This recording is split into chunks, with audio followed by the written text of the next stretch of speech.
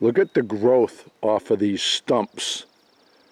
We cut these trees down in March and April, and here it is late July, and look at the growth off of these things. It's amazing. Well, they got just the right conditions here, you know, with all the southern exposure. But it is amazing. It's got about 5.5 feet, almost 6 feet of growth already. Unfortunately, these stumps are going to end up getting pulled. But there's a lot of trees around the perimeter that had grown into bean poles because the forest was thick, so they just reach up for the light. And we've taken those down, and we're going to let those regrow now, and they'll grow up into better trees because they have an opening, especially down there where we're going to cut some more. But I wanted to show this because I had mentioned in one of my videos a while ago where people were commenting about us killing so many trees, and then I showed you that when you cut down the hardwoods, you're not killing the tree, they regrow. So if you have a tree that's all busted and sickly looking, a lot of times you just cut it down, then it regrows into a healthy tree again. And this is proof in the pudding here. That's why they call it a renewable resource.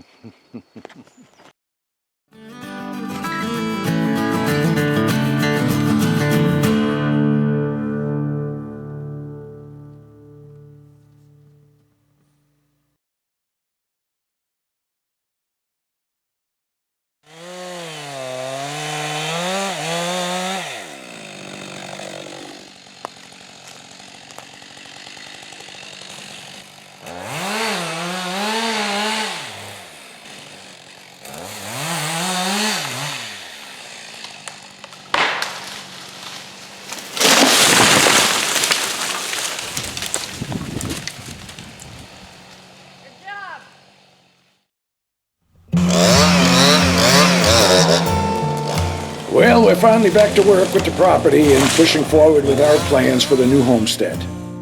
As you can see, we're picking up where we left off with the timber cutting. We still have a dozen pines or so left to harvest, and the cutting will be done. The hardwood will be bucked into firewood. The pine and the spruce will be sawn into lumber for our building projects. We will utilize all that we take from this land. We've been pulled away from this project for too long, and it's good to be back at it. But this kind of work can tucker a body out. Don't take my word for it, just ask Frankie.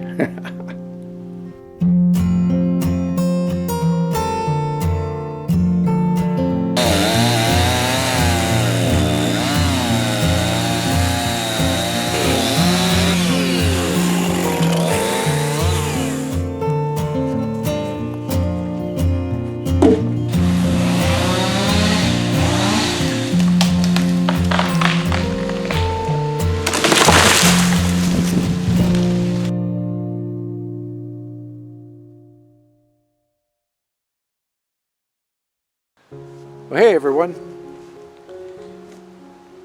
I want to sit down and share my thoughts with you all today. And in a lot of ways, this discussion is long overdue.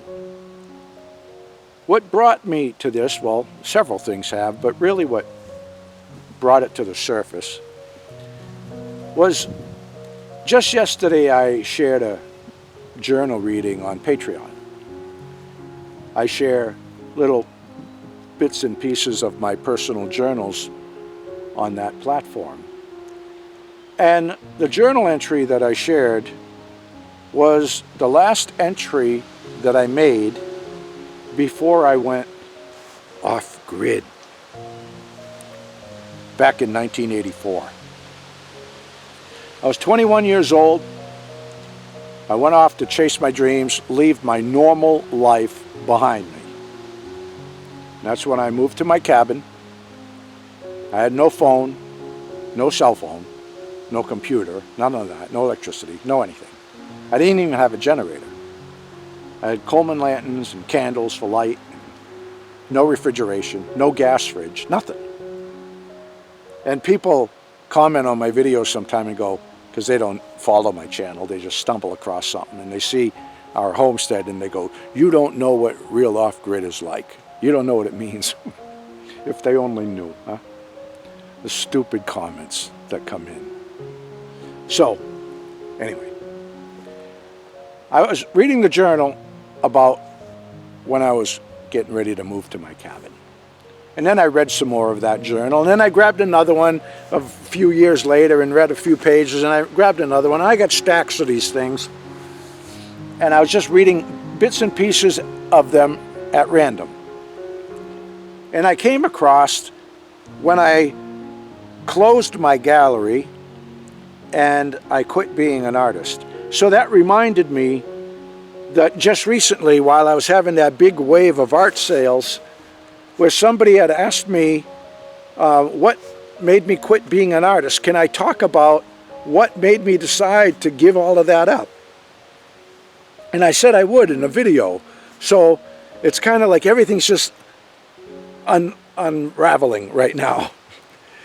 So it's funny that I stumbled across those pages and I go, okay, I got to answer this guy. So it's all part of what I want to share with you. So what made me quit being an artist is the same mindset that has brought me to talking to you today.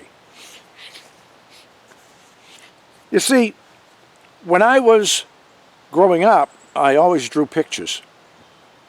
And then over time, several decades, I developed my own technique. I've never taken an art class in my life, except for the stupid little things that we had in like 3rd and 4th grade,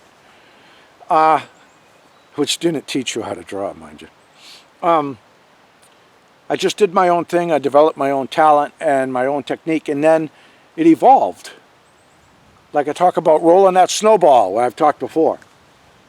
You want your snowball to grow, you roll it in the snow. You roll it in the right direction. So I just kept pushing forward, and I developed quite a talent there for a while. And my dream was to make a living with it, and I did. In fact, I went beyond my dreams, my wildest dreams, and I had a gallery, a Main Street gallery. I had 3 sales reps and lots of wholesale accounts. My artwork was in a lot of gift shops. So, and I remember the day that I quit, and to a T. It was November, hunting season. I go into my gallery, turn on the lights, turn up the heat. My fax machine was out of paper. It was empty because I had so many orders from my sales reps. And remember, this was November. So all of the gift shops were stocking up, for the holiday shopping. So I had retail gallery downstairs, and upstairs was my packaging department. And I'd be up there packaging orders, and I hit a dingity-ding, and when somebody would walk in, and I'd go down and deal with the customers and all of that. And then I was eating my lunch, and I can even remember I was eating a meatball sub, and I was reading my old journals. And I was reading the pages of the mid-'80s when I was in my cabin drawing pictures by a Coleman lantern, dreaming about being successful, about doing it for a living, which was the coolest thing, because here I was decades later in my gallery being a successful, very successful artist. Kind of stressed about all the orders. It's hunting season. I don't have time to go hunting. All right?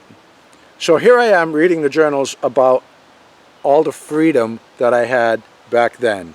And to be honest with you, it was more fun dreaming about being successful than being successful reading about dreaming about it. If that makes any sense to you. So I did a lot of soul searching, and I said, you know what? Been there, done that. I want that kind of freedom again. I closed my gallery, and I closed 161 gift shops that I had my art in. All of those accounts, I closed my accounts. And it was a good move. So now, here it is. I'm knocking on the door of 60 years old. Lori just turned 60.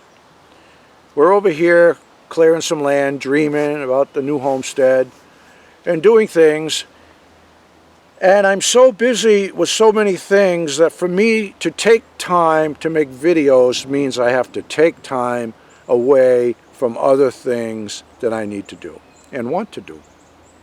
So, reading that journal entry took me down a wormhole, folks. And I have been doing a lot of deep thinking over these last few days. And I've come to the conclusion that with all the time and effort that I put into YouTube, I don't get enough out of it to justify what I put into it. So I'm just taking a step back for a bit. I post on 2 platforms, and when I'm busy, I just can't come up with enough content, interesting content, to put on both platforms. So I love my Patreon, I love my crowd over there, and I don't get stupid comments or attacks or anything over there. So and I love my YouTube crowd too. I've got some great subscribers here that have followed me for a long time. So I don't want you to misinterpret what I'm saying. I'm not saying that I'm quitting making videos. I'm just taking a step back and focusing on other things. I'm running out of time, folks. I've had my share of struggles with medical issues. And after last year where I was really circling the drain, I don't know. Sometimes you got to stop and just think about things. Think about what is really important. And being rich and famous never was important to me. Otherwise, I would have never closed my gallery, right? So with all of that said, I just need to clarify that I'm not quitting YouTube. I'm not going anywhere. I'm not closing the door on all of this. I'm just taking a step back to regroup, refocus, and give more attention to what is really important in our lives. So I'm just taking a step back. You may have a video from me next week. You may have one the following week. You might not have one for a month. I don't really know. But what I do know is I need more time to myself. Yeah. I think more people should step back sometimes and think about what brings them happiness, what brings them stress, find out and decide what works for them and what doesn't, and make some changes to better their life. And that's what I need to do. So that's what I'm going to do, folks. So we'll see you when I see you. All right? So all the best. God bless.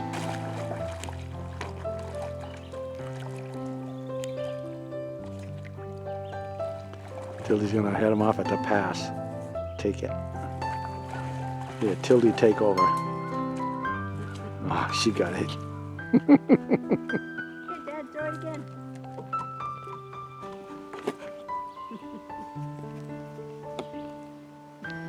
Oh, there's a handsome boy right there in the water. Tilly's gonna drink it all. She says, I'll get the ball one way or another. I'll drink all the pond.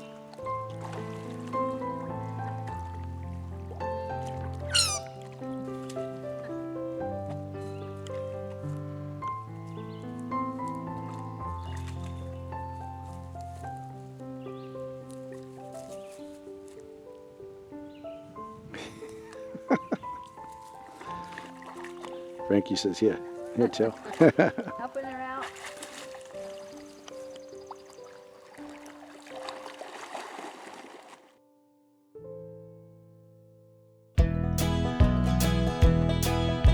Frankie and the boss out walking in the woods, living life happy and free. Tracks in the snow everywhere they go. there's a pokey way up in that tree. A beaver built a pond where they have some fun, taking life a day at a time. Best friends until the end. Frankie and the boss. Frankie and the boss. Frankie and the boss.